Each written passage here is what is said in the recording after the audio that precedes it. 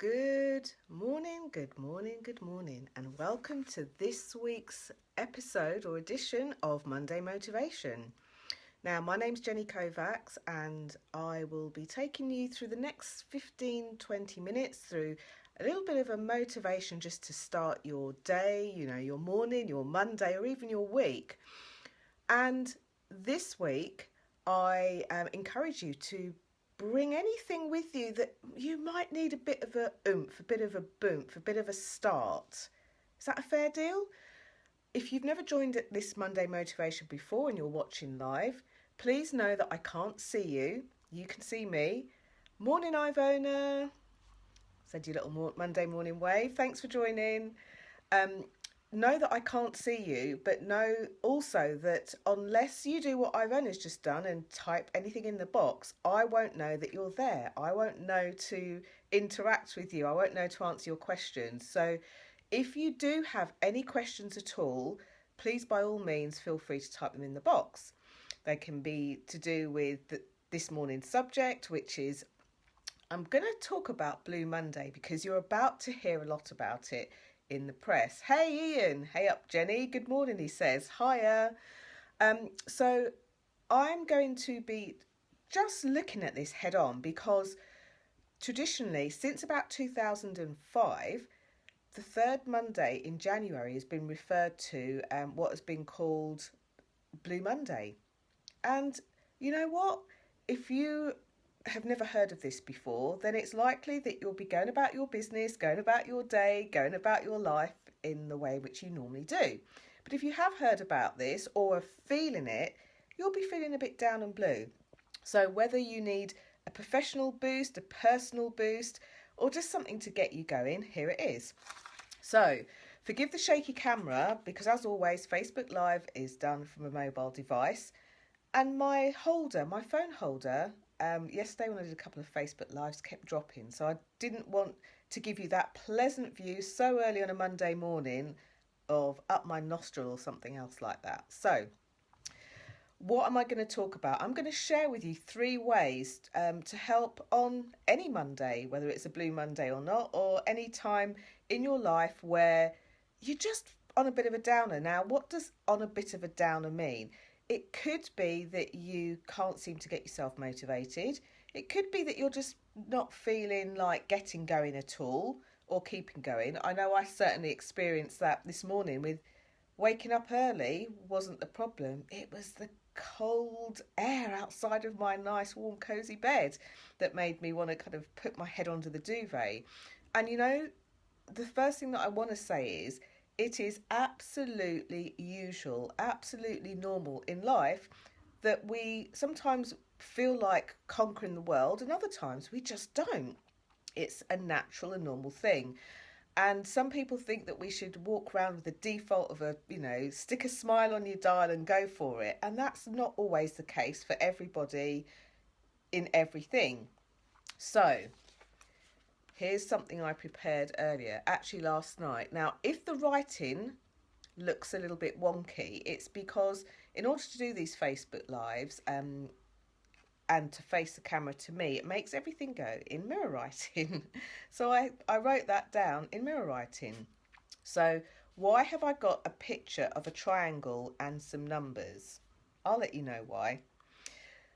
So just before I get started and go through these 3 different ways to bolster and boost your Monday, if you know of anybody, they still might be asleep, but if you know of anybody of your Facebook friends who you know could probably do with a little bit of a boost this Monday, and let's face it, if they get their papers delivered, if they read them online, or if they are on their way to the paper shop, I at least saw 4 or 5 national newspapers and magazines that have reported and got articles on Blue Monday. So if you know that they need a boost, just hit the share button below and that will share this video to your Facebook friends. So if they're awake, they'll be able to hop on and join you now, and if not, they'll be able to watch live on the replay. So I can see that Ivona and Ian are saying good morning to each other, and I can see that there have been people kind of hopping on and hopping off. So it could be that they've decided that they don't need any bolstering for a Monday, or more likely it could be that your connection might not be playing ball. So hopefully you'll be able to see this and take part.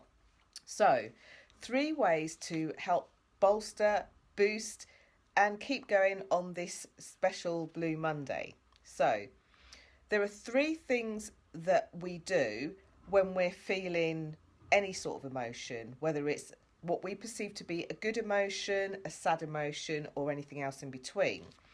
So, number 1, in order for us to feel demotivated or down in any way, we have to focus on what we're feeling, and the same goes for when we're feeling good. But for some reason in our culture, we're more conditioned that if something doesn't feel so great, it's like we'll almost prod and poke at it until, we call it reflecting or thinking about it, but we'll prod and poke. Sorry, you can hear the dustman in the background maybe coming up the street. But we'll prod and poke at it.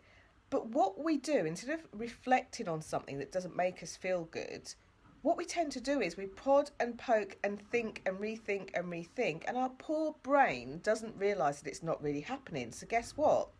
Our focus goes on the thing we don't want, on the feeling we don't want, and before we know it, we've created more of it.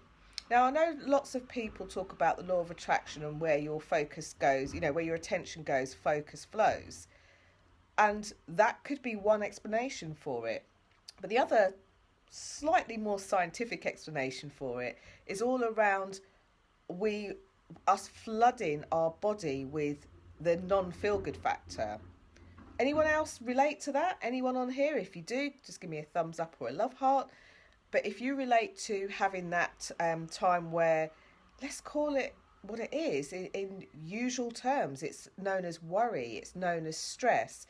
It's the sort of thing that you feel like you're mulling something over and over in your head, and you feel like you're thinking about it or reflecting on it, when in fact what's happening is we are flooding our body because our brain doesn't know that it's not really happening.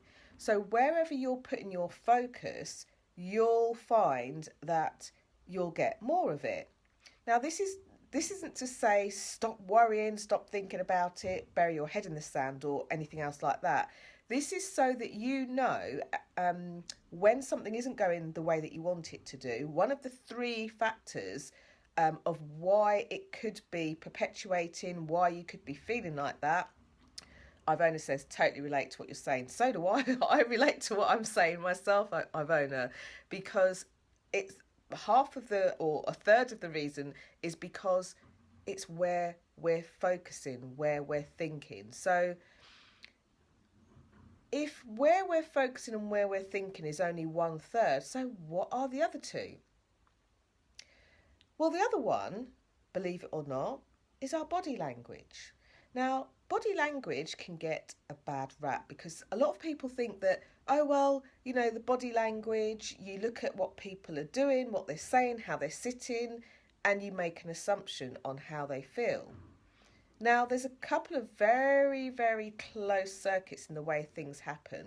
Anyone here interested in body language, either learning more about their own body language for success or for the things that they want, or being able to I want to say, like, suss out a situation given the body language? If that's you, just put a thumbs up, and if not, I'll move swiftly on.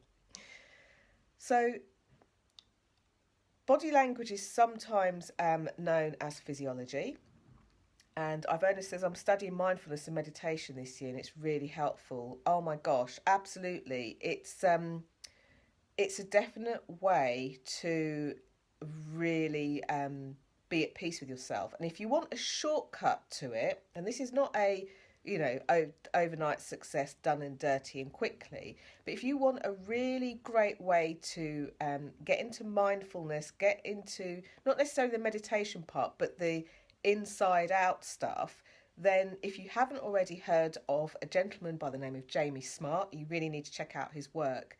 He has got an extensive background in all things human psychology, I guess, in terms of, like, from his roots started in NLP and went forward into the work that he does now. And he also teaches something called the 3 principles, and this is all about how you feel on the inside affecting your outside, which physiology has a lot to do with. Body language has a lot to do with.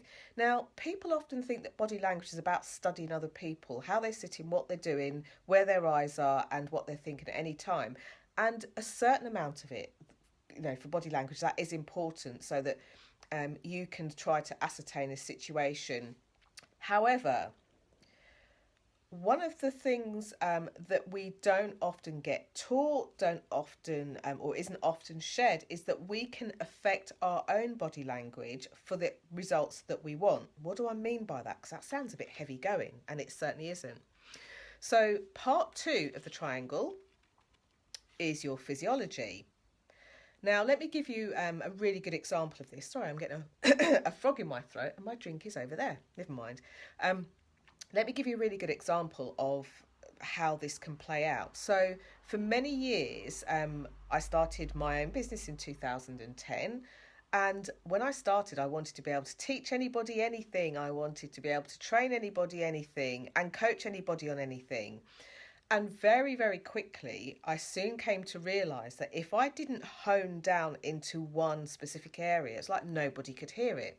So the area that I honed down into, given that I've got quite an extensive background in training corporately and also in the financial services industry, as well as before that, travel and various other industries, I decided to help people with their presentations.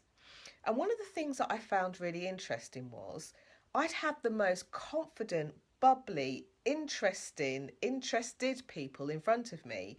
And the minute they started to talk about the fact that they couldn't public speak, they couldn't present, they didn't feel very good, I noticed something really subtle with them. Their whole physique changed, their whole physiology changed, their body language changed. So they went from standing up tall and telling me all about their kids and their career and the things that they wanted to do in life, their aspirations. And then they'd start talking about public speaking and everything would change, like physically. So when you are feeling like you need a boost for yourself and you want to use your own body language to do that, here's what you do with your physiology. First things first, you need to notice when you're not feeling great. And I know this sounds really silly, but when you're not feeling great about something and you want to boost or bolster yourself, one of the things that you quickly do is you go into the mode of putting these 3 things into action. So for my public speakers, they would start focusing on how bad they were at public speaking. They would start to really look at the nuances of why they couldn't do it. Does anybody relate to that, whether it's public speaking or anything else? When for a moment you look at something that feels like a big task, maybe you're procrastinating on something, maybe you're telling yourself, because that will be the first thing, your focus will be, oh my gosh, I can't get this done, I don't have the time, I'm not really good enough, I need to learn more. Maybe if I was that person, I would be more. And, remember that if you've got anything that you would like a boost with, please type something in the box below so that I can help you while I'm live and before I head off for my busy morning.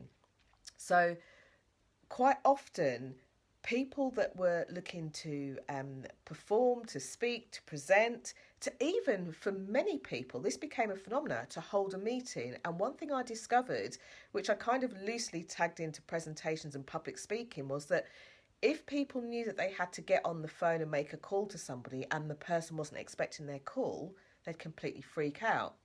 So the focus was always on, just to recap on number 1, the focus was always on what they couldn't do rather than what they could do. So that was the first thing. The second piece was the physiology. As they spoke about it, their head would bow, their eyes would lower, their body language would pull in, and they wouldn't particularly look that confident, let alone sound confident or be confident. So one of the things that you can do is to almost find your own trip switch on your own psychology. And Ivona completely agree with you. She's saying that physiology is so important in changing your mindset. The thing that I come across when I speak to many of my clients, and I've got a couple of client calls this morning, which is why I'm going to be having a busy but fun morning. I love speaking to my clients. So one of the things that I often found was that when you speak to people who are not feeling confident in a certain way or specific area, my clients would report back to me that they it's almost like they forgot to implement some of the things that we talked about, that we shared. So I recommend the pill of noticing, which is kind of like a half step. It's not one of the three that I'm talking about today, but do something to remind yourself when you're feeling overwhelmed, when you want to procrastinate, when you're feeling like you can't get going, you're demotivated, you're maybe feeling a bit down and blue, maybe you're beating yourself up. Something that will remind you of these three things. Where's your focus? Perhaps you can grab a post-it note or a small piece of paper and draw a triangle on there with 1, 2 and 3. 1 being where the focus is going, 2 being your physiology, i.e. your body language and what you're doing. And here's a quick thing that you can do if your physiology isn't feeling great. Let me just take this post-it note off my lap so I don't stand up and end up throwing it on the floor. Here's something that you can do. Imagine that you have, or in fact, think about how you're sitting now, myself included, because I'm actually holding my phone out as well. Just imagine that you've got a red hot line going up the middle of your back, all the way through your spine, through your neck and shooting out the top of your head. Now imagine that that's maybe made of something quite solid like iron or steel. And if it is, and you're like me sitting back in your chair, you'll need to adjust yourself so you're sitting more upright and sturdy. Now, the reason that I share this with you, and this is really great if you're about to do a video or about to go out and public speak or even about to present some information or facts at a meeting. It might be to do with your own business or it might be within someone else's business. So a bit later on this afternoon, I've got a business meeting. I've got 2 business meetings lined up. I've clustered everything together. Morning, Francelise. Francelise says, morning, everyone. Francelise, you're joining the lovely Ivona, Ali. I suspect Alan is on here and Ian too. So one thing that you can do is imagine that you have this rod through your back. In fact, I often refer to it as the string. And just imagine that you're just pulling yourself up. So even if you are sitting upright on a chair, there's likely to be something where your back might be upright, but your shoulders might be rolled forward slightly. So, hey, Julie said, finally got here. Morning, Julie. She says, morning, Jenny.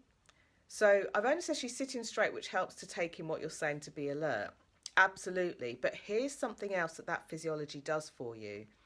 When you sit or stand in this way where you draw yourself up, you flood your body with almost like confidence hormones. You tell your body that you're feeling confident, even if momentarily before you were feeling a bit nervous, a bit unsure.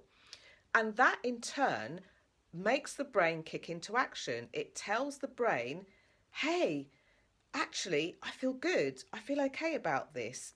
So that, even combined with step 1, which was looking at where your focus goes, will then start to flood your body with the feel-good factor. And all of a sudden, the thing that was looking difficult, hard, like you didn't want to do it, suddenly becomes a bit more accessible and easier. So here's the next thing to do. And thank you for those of you that are sharing this video, because I think this is going to be a really great thing, not just for Blue Monday, but for any day of the week, any time of the day. So step 1, look at where your focus is. Are you focusing on what you can do or what you can't do? It comes out so much, and I know that many of you on here are coaches too, and you hear it in people's language where they start telling you more about what they don't want than what they do want. Step 2 is the physiology. How can you, forget about studying other people's body language. Have a look at your own body language to bolster you into the thing that you want. Now, step 3 is actually the language. Being aware of the language we use ourselves is like one of the most invisible things that we do. There are certain words we say, certain phrases we say that unwittingly they come out of our mouth because of how we're really feeling. And for those of you that are watching this that might work in the personal development field, we're actually suckered in sometimes to this trap because we've learnt about using the word but or can't or try and things like that. And we're told about the negative connotations to it. And what that does specifically for those of you that are in the personal development field, in the coaching profession, therapy or anything else like that, counselling or any of those sorts of people caring professions, it means that sometimes as we're speaking, we hear one of these words coming out and we stop ourselves and change it. So one of the most famous examples is but. Now, the negative connotation around the word but is when somebody is having a conversation with you, and this is something that I do listen out to when I'm working. So if I'm in a client, coaching client meeting, I will listen out for those. But predominantly, I'll just listen to the context and the content of what the person's saying. When somebody says but, as I think I just have, what is happening internally is that they are negating exactly what they said just before that but. So it could be, you could be speaking to an Olympic athlete and they say, I'm really looking forward to the next racing meet in Spain, but. Now, many coaches, many people that know of this will then try and stop themselves and change that to and. And I've heard and I've had conversations with people and they've said, yeah, I'm really looking forward to my training in Spain. And it's almost like in those few seconds they're thinking about what they could say instead because they might not want to seem like they're being quote unquote negative. That's not the case. When you say but, it normally means that you're putting a stop into what you've just said. There's a part of you that maybe doesn't believe, doesn't want to, or doesn't really have a lot of credibility with the thing that's been said before.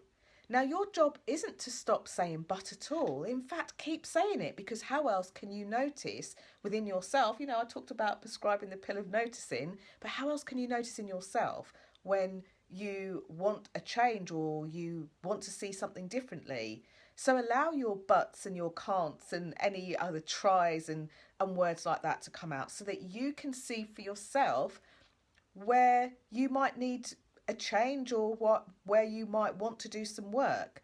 But here's what I recommend first off in the language is just notice it. Don't try and change it. Don't try and bury it. Don't try and, massage it into something else. Just notice it. And let that be a guide for you as to, what? I'm saying that I want to be this Olympian and I want to go and do training.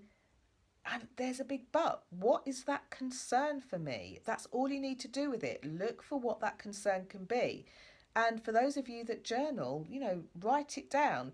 You don't have to write the whole War and Peace down. Just reflect on why you might have a concern and what you can do about it. And here's 2 really great questions to ask. If you find yourself being a bit concerned with something, ask about that specific situation. What is it about this that I like? And maybe write it down. And then the next question, or maybe the first question to start with, actually, do it the other way around. What is it about this situation that I dislike? How is it affecting my life? How's it affecting me right now? Is it stopping you from doing something? And then the next question to round it off would be, so what is it about this that I like or would like? When you ask yourself those 2 very specific questions, it gives you a doorway into what you're unhappy about or what isn't serving you or what you're concerned about right now.